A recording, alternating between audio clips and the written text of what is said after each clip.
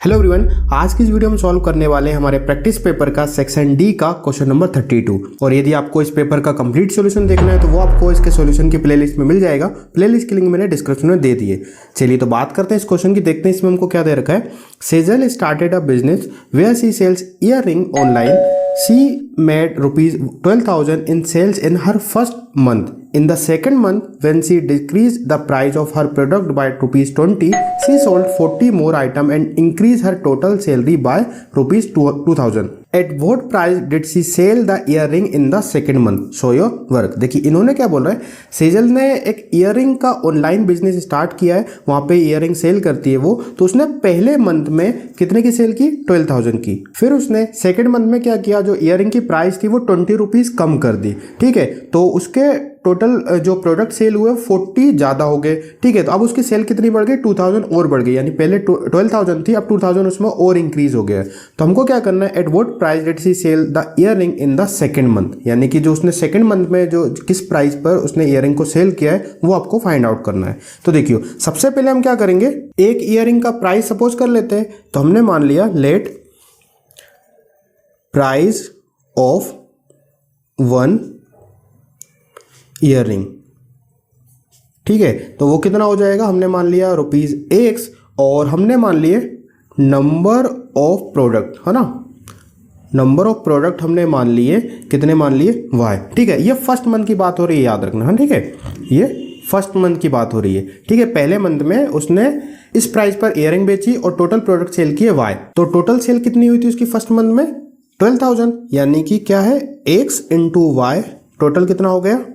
12,000 हो गया। ठीक है, ये क्वेश्चन नहीं बोला है। ठीक है, तो क्वेश्चन में बताया था ना कि पहले मंथ में इसकी 12,000 की सेल हुई है, तो हमने हमारी ईयरिंग की प्राइस एक की इतनी थी, टोटल इतने थे, तो टोटल को दोनों को मल्टीप्लाई कर दिया तो हमारा 12,000 आ जाएगा। तो ये तो हो गई फर्स्ट कंडीशन। अब बात करें सेकंड कंडीशन की, तो इसमें इन्होंने क्या बोला है कि जो प्रोडक्ट है उसका प्राइस कितना कम कर देना है? 20 कम कर देना है। चलिए आगे चलते हैं। इसके प्राइस में हम क्या करें, प्राइस हमारा X था तो इसमें हमने कम कर दिया ₹20। ठीक है, तो उसकी सेल कितनी बढ़ जाती है? 40 मोर देन आइटम, यानी 40 आइटम्स और हो गए। तो हमने क्या करेंगे, Y में 40 आइटम और ऐड कर लिया, है ना। यानी पहले उसने Y प्रोडक्ट सेल किए थे, अब उसने Y प्लस 40 प्रोडक्ट सेल किए, तो उसका टोटल अर्निंग कितनी होती है? 2,000 और बढ़ जाती है पुरानी में, यानी 12,000 तो पहले था ही, 2,000 और हो गया, यानी 12,000 पहले का और 2,000 अभी का। ठीक है, तो ये हमारी सेकंड कंडीशन के अकॉर्डिंग यहाँ से हम इक्वेशन बनाएंगे। तो देखो, यदि मैं इसको सॉल्व करूँ तो X का इंटू Y में करेंगे तो XY हो जाएगा, X का इंटू 40 में होगा तो 40X हो जाएगा, -20 का इंटू Y में होगा तो -20Y हो जाएगा, और -20 का 40 से होगा तो 2 4 जा 8 और 2 0 के 2 0, और यहाँ पे कितना हो जाएगा 12 और 2 14,000। अब आगे देखिए, इसमें हम क्या करेंगे, देखिए XY की वैल्यू पुट कर सकते हैं। XY की वैल्यू ऊपर आ चुकी है हमारी 12,000, तो XY की जगह पे आप रख दीजिए 12,000।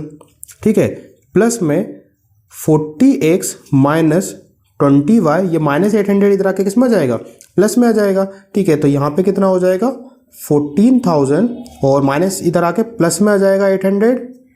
अब यहाँ पे लिख लेते हैं हम 40X माइनस 20Y। अच्छा, हमको Y की वैल्यू पुट करनी रहेगी। चलिए करते हैं, पहले इसको कर लेते हैं। 14,000 और 800 कितना हो जाएगा यहाँ पे?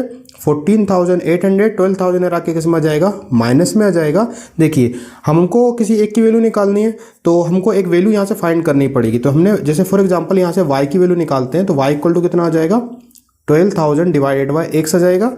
ठीक है, तो यहाँ पे कितना हो जाएगा 40X माइनस 20Y की जगह पे कितना रखेंगे हम?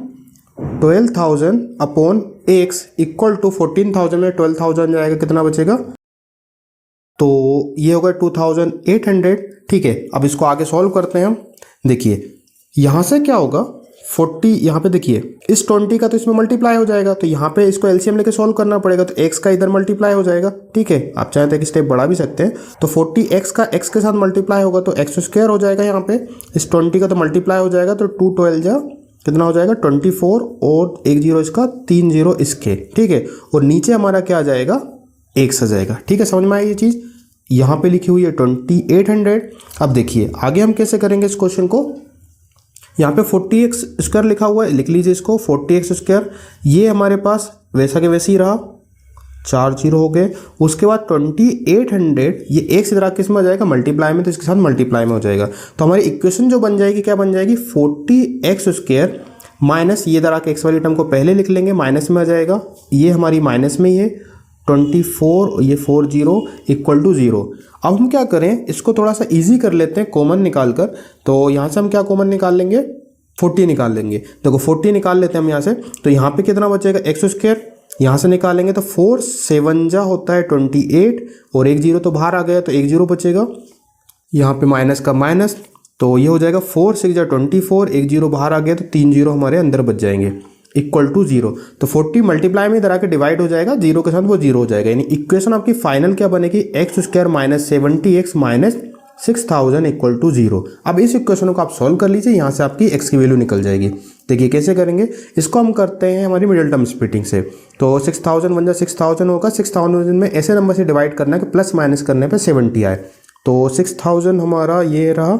अब 6000 बड़ा नंबर है, 70 लेके आना है, तो हम क्या कर सकते हैं, हम 60 और 70 में बात करें तो 60 में यदि मैं क्या करूं, किससे कर सकते हैं हम, 12 से यदि करें तो 12 5 जा 60 होता है, 12 में से 5 जाएगा कितना बचेगा, 7 बचेगा, बस इसमें हम एक एक जीरो और लगा देंगे, यानी 120 और 50 मिल जाएगा हमको, है ना। 120 में 50 जाएगा, 70 बचेगा ना, ठीक है। तो हम यहाँ पे इसको लिख लेंगे x², हमको माइनस 70 चाहिए तो बड़ा नंबर हम माइनस में ले लेंगे 120x और प्लस का ले लेंगे 50, ठीक है। तो माइनस प्लस माइनस हो जाएगा, 120 में 50 जाएगा, 70 बचेगा, बड़ा नंबर माइनस का, तो साइन माइनस का जाएगा, माइनस 6000 का 6000 हो जाएगा इक्वल टू 0। अब हम यहाँ से क्या करेंगे, कॉमन निकाल लेंगे। तो देखो यहाँ से हमारा क्या कॉमन निकल जाएगा, x, तो यहाँ पे बचेगा x माइनस 120, ठीक है। अब ये x माइनस 120 बचा ना, आगे आपको देखने की भी जरूरत नहीं है, डायरेक्टली आप क्या लिख लीजिए, x माइनस 120 लिख लीजिए आप यहाँ पे। अब x अकेला यहाँ पे, तो x के साथ क्या लिख रहा है, 50 दिख रहा है, 50 को अलग निकाल लीजिए बस, है ना, ज़्यादा आपको करने की जरूरत नहीं यहाँ पे। तो यहाँ से क्या हो जाएगा, x माइनस 20 तो सब में से कॉमन आ जाएगा, तो बचेगा यहाँ पे x प्लस 50 इक्वल टू 0। तो एक x माइनस 120 इक्वल टू 0 ले लेंगे और एक बार x प्लस 50 इक्वल टू 0 ले लेंगे, तो x की एक वैल्यू निकल जाएगी कितनी, 120, और x की एक वैल्यू क्या निकलेगी, माइनस 50। तो देखो अब हमारा जो प्राइस रहेगा वो माइनस में तो रहेगा नहीं, ठीक है, तो इस वैल्यू को तो हम नहीं लेंगे, है ना। यानी जो प्राइस होगा हमारा एक ईयरिंग का वो कितना हो जाएगा, 120, ठीक है। तो एक ईयरिंग का जो प्राइस है वो हमारा कितना आ गया, 120, है ना। प्राइस ऑफ 1 ईयरिंग हमने माना था x, लेकिन याद रखना ये फर्स्ट मंथ का था, ठीक है, पहले मंथ का ये था। तो हमको निकालना है, प्राइस निकालना है सेकंड मंथ के लिए। तो देखो सेकंड मंथ में इन्होंने बताया था कि जो प्राइस था वो कितना कम कर दिया था, इन्होंने 20 रुपीज़ कम कर दिया था, ठीक है। तो हम यहाँ पे लिख लेंगे, देखिए, hence price of earring in second month is कितना हो जाएगा, 120 में से हम क्या कर देंगे, 20 को माइनस कर देंगे, है ना। 20 क्यों माइनस किया, समझ में आया ना, 20 रुपीज़ उन्होंने सेकंड मंथ में कम कर दिया था, तो प्राइस कितना आ जाएगा उनका, 100 रुपीज़, ठीक है। तो आपका ये इस क्वेश्चन का आंसर हो जाएगा, ठीक है। आई होप आपको ये क्वेश्चन अच्छे समझ में आया होगा। यदि फिर भी आपको कोई डाउट रहता है तो आप हमको कमेंट सेक्शन में पूछ सकते हो, ठीक है। और यदि वीडियो अच्छी लगी हो तो यार वीडियो को लाइक कर देना, और अगर चैनल पर नए हो तो चैनल को सब्सक्राइब भी कर लेना। चलिए तो मिलते हैं फिर नेक्स्ट वीडियो में, थैंक यू।